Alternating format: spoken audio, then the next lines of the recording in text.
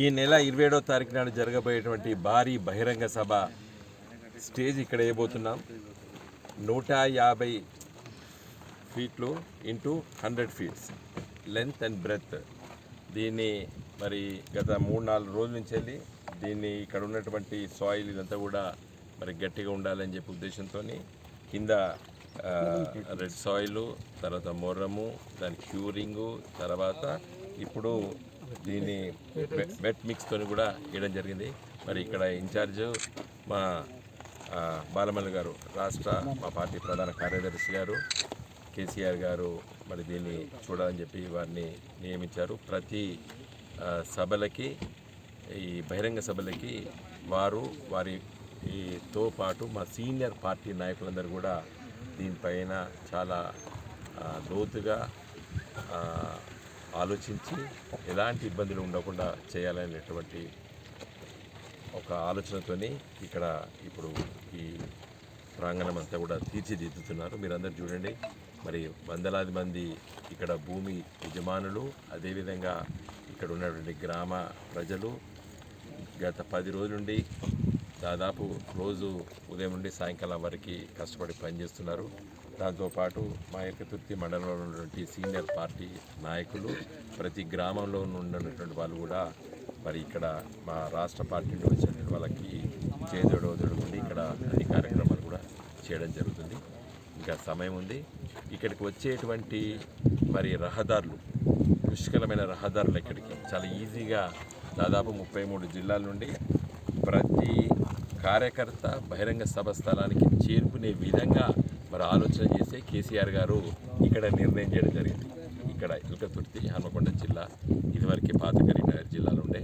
మరి ఇక్కడ నిర్ణయానికి గల కారణము అది ఎలాంటి ఆటంకాలు జరగద్దు, వచ్చేటువంటి కార్యకర్తలు నేరుగా బహిరంగ సభకు చేరుకునే విధంగా దీనికి 360 డిగ్రీల చుట్టూ పార్కింగ్ స్పేసెస్ ఆలోచన చేశారు. 360 డిగ్రీస్, వెనక చూస్తే, తూర్పు చూస్తే, పడమర చూస్తే, దక్షిణాన్ని చూస్తే, ఉత్తరాన్ని చూస్తే, ఎక్కడ చూసినా కూడా పార్కింగ్ ప్లేసెస్ దాదాపు 1200 ఎకరాల భూమిలో మరి అలాంటి చేశారు. అంటే ఎటువైపు నుంచి వచ్చినా కూడా అందరూ ఒక దగ్గర పార్కింగ్ కాదు, ఎక్కడి పార్కింగ్ స్లాట్స్ అన్ని కూడా చేశారు.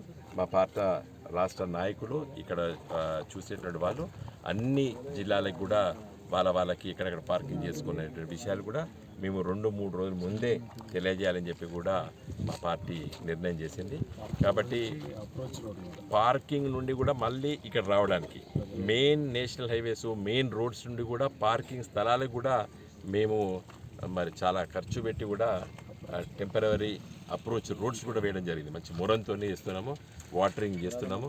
ఎలాంటి ఇబ్బందులు జరగకుండా మరి చూడాలి. మరి సభ అయిపోయిన తర్వాత కూడా అందరూ కూడా క్షేమంగా ఇంటికి చేరుకోవాలి. ఎవరు కూడా ఎట్టి పరిస్థితుల్లో కూడా ఆగం కావద్దు. అందరు కూడా మంచి అనౌన్స్మెంట్స్ చేసి ఎక్కడో అక్కడ ఉండాలనే విధంగా చేస్తున్నాము. మరి మెడికల్ టీమ్స్ అన్నీ, వాటర్, తర్వాత అన్ని విషయాల్లో కూడా బటర్ మిల్క్, అన్ని ఏర్పాట్లు కూడా మా రాష్ట్ర పార్టీ నిర్ణయానుసారం ఇక్కడ అందరికీ కూడా ఇన్ఛార్జెస్ అప్పచెప్పాము. ఎవరికి వాళ్ళు ఇన్ఛార్జ్గా పనిచేస్తున్నారు. అయితే ఇదొక స్థాయి. గ్రామాలు తిరుగుతున్నాం, మేము మండలాలు తిరుగుతున్నాం. ఎంత గొప్ప స్పందన అంటే మేము తట్టుకోలేకపోతున్నాం. మాకెందుకు ఇయ్యరు వెహికల్స్, మాకెందుకు అరేంజ్మెంట్ చేశారని మా పార్టీ నాయకులు ఎంబడబడుతున్నారు. గ్రామ అధ్యక్షులు, మా మండల అధ్యక్షులు, తర్వాత మా పార్టీ సీనియర్ నాయకత్వం కూడా మేము మరి జనం ఉన్నారు కానీ వెహికల్స్ ఎట్లా అనేటువంటిదే మాకు ఇబ్బంది ఉన్నది. దాదాపు మా రాష్ట్ర పార్టీ 3000 కంటే పైచిలకు ఆర్టీసీ బస్సులను బుక్ చేశాం. దాదాపు ప్రైవేట్ వెహికల్స్ అన్నీ కూడా రాష్ట్రంలో ఉన్నటువంటి అన్నిటి కూడా ఎక్కడ స్థాయిలో అక్కడ బుక్ చేసుకుంటున్నారు. ఇంకా ఈ చుట్టుపక్కల నియోజకవర్గాలు అయితే అసలు మొత్తం ఆటోలు అవన్నీ కూడా బుక్ చేసుకున్నారు.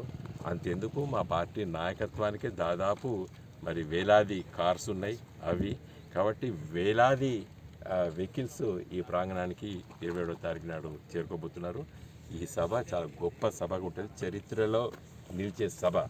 ఏది చేసినప్పుడు కూడా కేసీఆర్ గారి నాయకత్వాన మేము మా పార్టీ ప్రతి బహిరంగ సభ ఒక బ్రేక్ త్రూ, ఒక ఛాలెంజ్గా తీసుకున్నాం.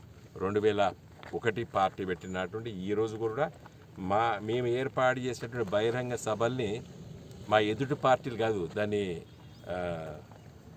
ఏమంటారు, ఆ జనాన్ని సమీకరించిన జనానికంటే మా సభ పెద్ద సభ జరిగిందని చెప్పుకోవడానికి ఎవరు లేరు. మా సభను మేమే దాన్ని బద్దలు కొట్టి బ్రేక్ డౌన్ చేసుకొని మనం మేమే చేసుకుంటున్నాం. ఈ సభ కూడా ఇది వరకు మేము పెట్టిన గొప్ప గొప్ప బహిరంగ సభలో ఏ స్థాయిలో పెట్టాం ఆ స్థాయిలో ఈ సభ ఉండబోతుంది. జై తెలంగాణ.